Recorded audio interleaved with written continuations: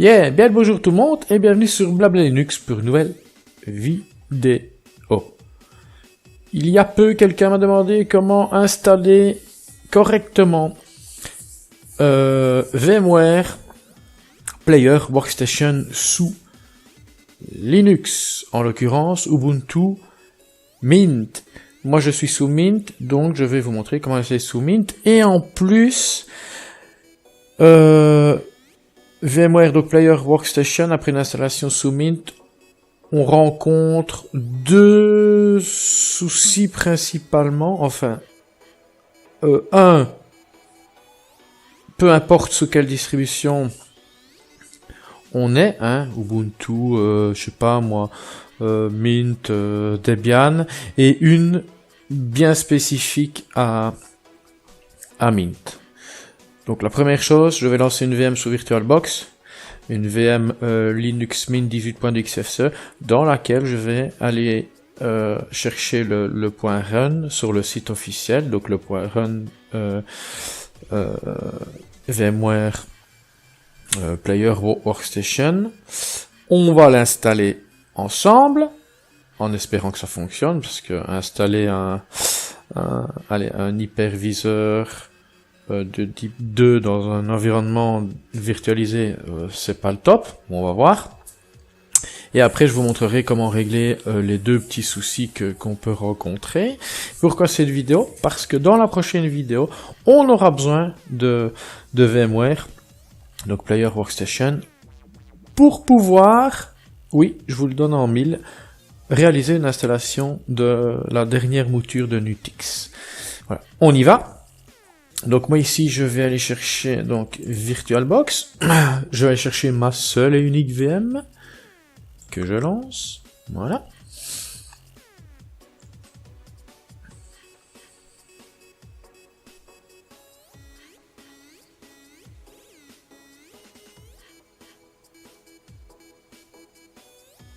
Ok, donc je me connecte. C'est encore une fraîche install, donc je pense que je dois vérifier les politiques de mise à jour. Ouais, et peut-être lancer une mise à jour du gestionnaire de mise à jour. Ah non, c'est bon. Ok, voilà. Donc ce qu'on va faire, on lance VirtualBox. Firefox, c'est en Ox, mais bon. Alors, google.be, et pour pouvoir trouver VMware, donc Workstation facilement, voici ce que vous devez introduire dans la barre d'adresse, la barre de recherche. Vous allez faire VMware Workstation 12 Linux. Alors, mais normalement, premier lien, le deuxième lien, on va voir.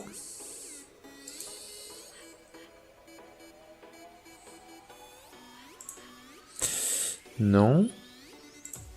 Alors, peut-être celui-là. Voilà. Là, c'est le premier lien. Il y a la nouvelle version qui vient de sortir, la 14. Vous faites ce que vous voulez, vous pouvez la télécharger. Alors, ça fonctionne comme ça. Donc, vous choisissez sous quel système vous êtes, Windows ou Linux.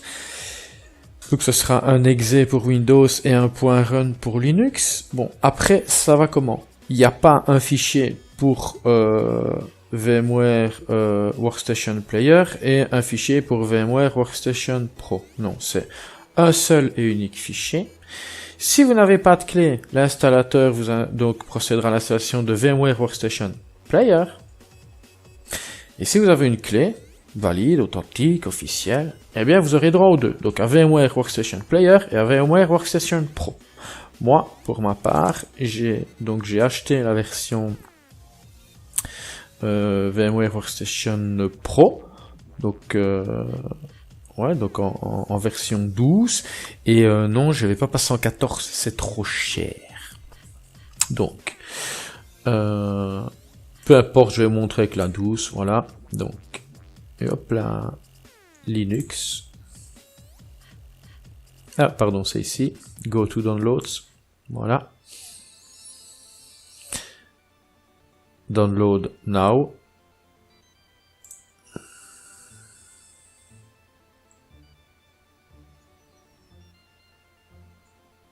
Ça devrait arriver. Ah, ou alors, il faut peut-être... Ah ouais, non, il faut se connecter avant. Génial.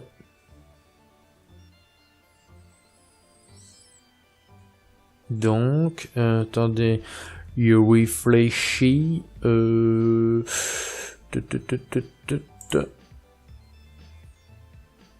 Donc, je vais faire comme ça, là.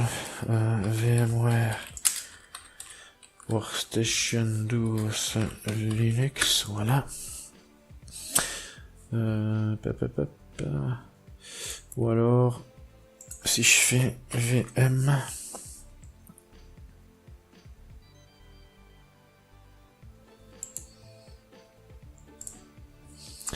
Est-ce que ça va marcher?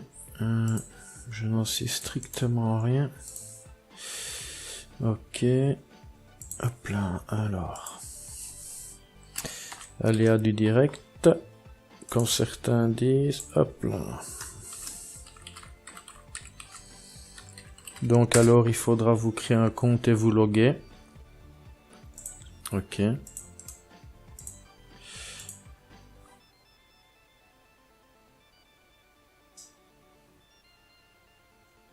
Voilà. Donc il faudra... Voilà, accepter la licence, accepte. Et voilà. Enregistrer. Donc il faudra vous créer un compte.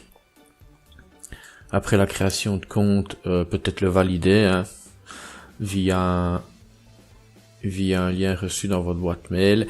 Et après, ben, une fois le compte vérifié, ben, vous vous loguez et vous allez chercher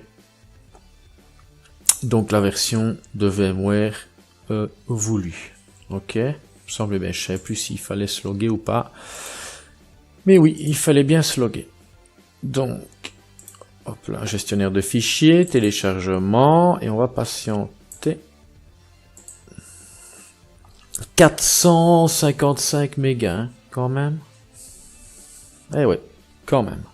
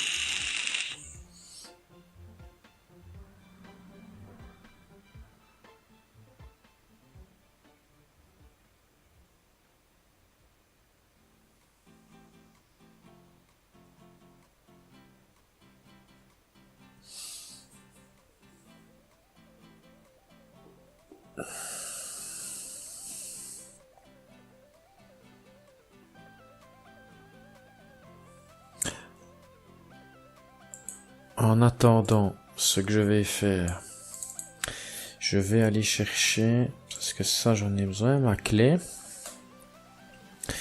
Ma clé qui se trouve... Il faut que je la retrouve. Voilà, ok, donc le téléchargement est fini.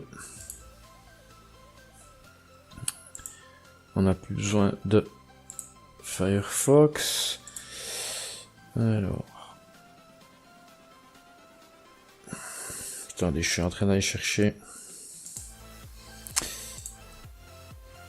ma clé que j'ai dû mettre de côté. Alors, parce que j'avais acheté la version 9 et la version 12. Ok. Donc à partir de ce moment-là, qu'est-ce que vous faites? Instance terminal. Voilà. Alors, nous allons faire un petit ls. Ok, cd téléchargement ls et on voit bien notre point bundle. Alors, on va faire un sudo chmod espace plus x espace vm, hop, voilà. Ok, on valide par entrée enter. On s'authentifie, on valide par entrée enter et voilà. On a rendu le fichier exécutable. À partir de là, on va faire un sudo espace sh espace point slash vm. Attendez, je vérifie. Ouais. Ce que je vais peut-être faire, c'est. Voilà. Copier. Clic droit. Coller. Je valide par entrée enter. Et l'installateur se lance. Alors, il faut accepter. Next. On accepte. Next. Alors, voulez-vous procéder à une vérification des mises à jour au démarrage au lancement du soft? Oui. Next. Alors, voulez-vous que des statistiques anonymes soient envoyées? No. Next. Alors, veuillez entrer donc le nom utilisateur qui sera utilisé avec le serveur Workstation. BBLX, c'est bon. Next. Alors, choisissez le répertoire de partage des machines virtuelles. Next. Alors, entrez le port pour l'HTTPS. Donc 443, c'est bon. Next. Alors, voilà. Soit, c'est une option. Vous faites next, mais alors, vous n'aurez uniquement droit. Vous aurez droit à VMware Workstation Player 12. Donc si vous n'avez pas de clé, si vous avez une clé, vous aurez droit à VMware Workstation Player donc 12 et VMware Workstation Pro 12. Ok. Ce que je vais faire, je vérifie un truc. Ok.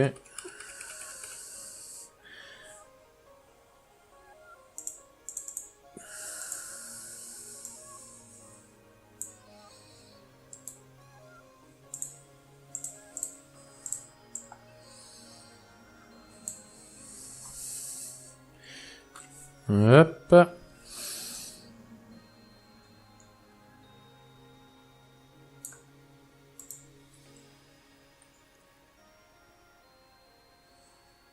Je colle. Next. Installe. Et on patiente.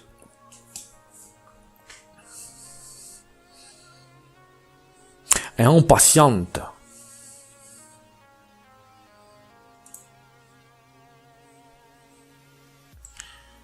Donc mon navigateur, hop, voilà.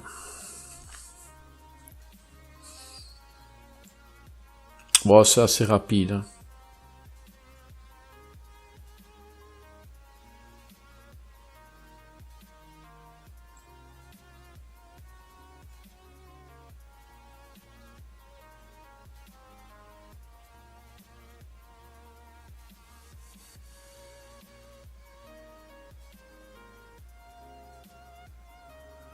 Voilà.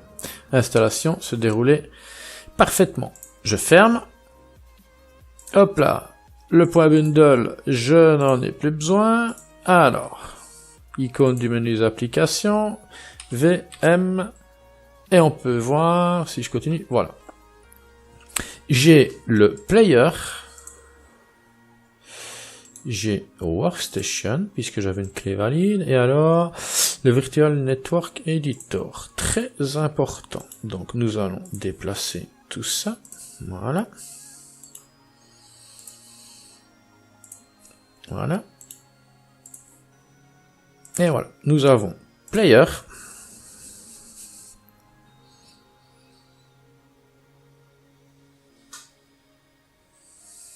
Ok. Qu'est-ce qu'on peut voir? Bah, il y a déjà, voilà. Le premier souci, c'est quoi? Ben, c'est le thème. Regardez. Et on a un problème de thème. D'accord? Donc ça, c'est une chose. Même chose, alors, dans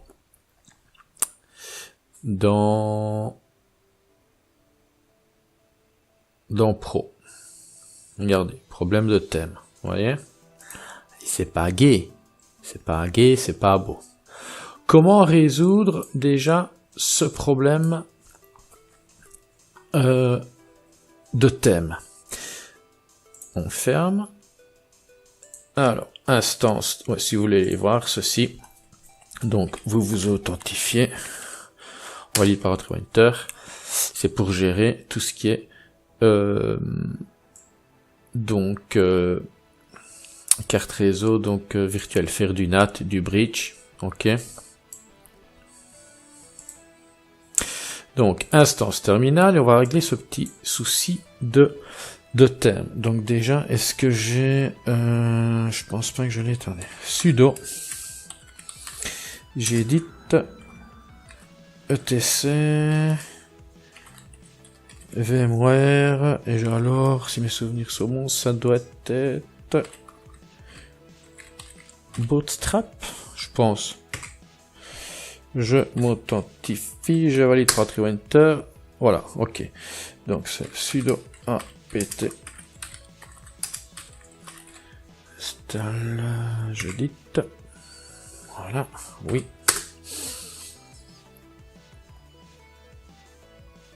Je rappelle l'autre commande. Et voilà. Ok. Alors.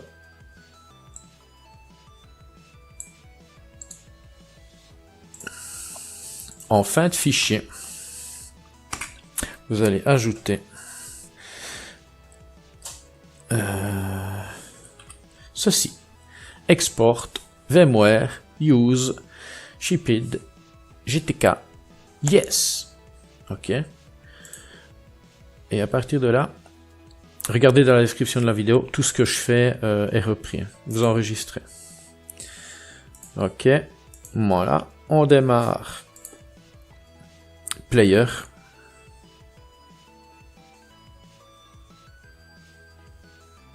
Voilà, plus de soucis de thème, c'est propre, net, sans bavure. Et on démarre Pro.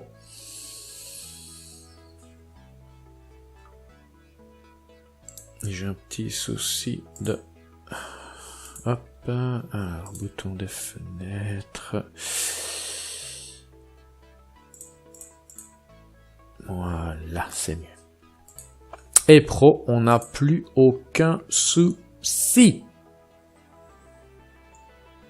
Alors, le deuxième, ça, c'est un problème que l'on rencontre beaucoup sous Mint. Par exemple, sous Ubuntu, je ne l'avais pas eu. Ok? Maintenant, ce que vous pourriez avoir comme deuxième problème, là, c'est carrément à l'utilisation. Ça veut dire, exemple, vous allez créer une VM. Je pourrais vous le montrer sur mon système hôte.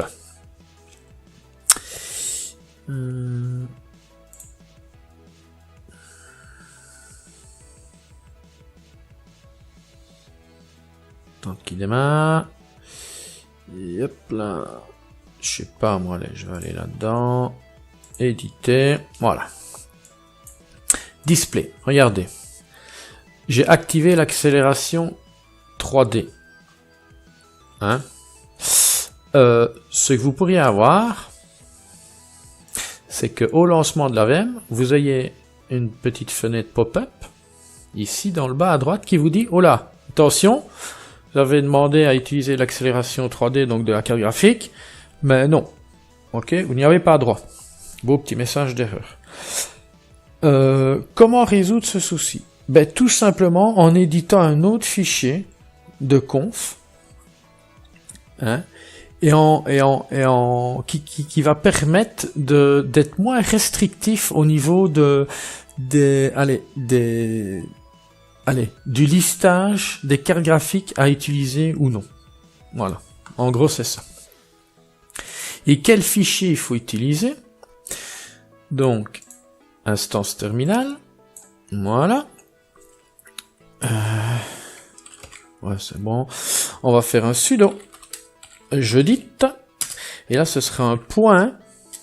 Hein, point pour point VMware. Et alors, je crois que c'est préférence. Préférence. Je pense que c'est ça. Je m'authentifie. Je valide. Pas rentrer ou enter. Ouais, voilà. C'est celui-là. Et alors, il y aura également une ligne à rajouter. La ligne, la voici. Même chose, on enregistre, on ferme, et vous n'aurez plus de soucis de permission refusée au niveau de l'utilisation de l'accélération 3D de la carte graphique. Voilà, donc j'espère que cette petite vidéo vous a plu, et surtout aura pu vous aider. Et cette vidéo, en fait, je la sors parce que, voilà, la suivante, ce sera comment procéder à une installation de NewTix sous VMware. Que ce soit donc sous VMware Workstation, que ce soit Player ou Pro. Ok? Peu importe. Mais donc pour ça, il fallait VMware d'installer de fonctionnel, d'opérationnel. Voilà, grâce à cette vidéo, en théorie, ça devrait être le cas. Sur ce, je vous dis bye bye, une prochaine, c'était Annie pour Blabla Linux. Ciao.